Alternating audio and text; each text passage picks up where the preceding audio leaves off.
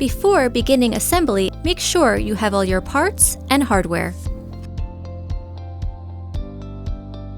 Starting with the base and casters, begin by flipping the base upside down. Then, firmly press in each caster until you hear a click.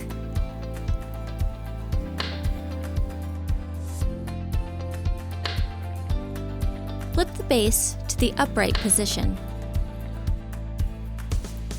Insert the extension tube into the base, then insert the footrest, followed by the gas lift.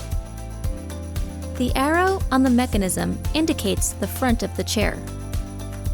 Connect the mechanism to your back support with the included knob.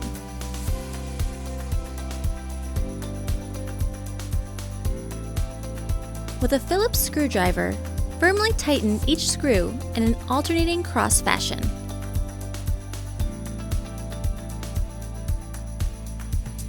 Firmly place your seat onto the gas lift. Your final step of assembly is to sit on your new chair to firmly engage the mechanism onto the gas lift. You're now ready to enjoy your new office chair.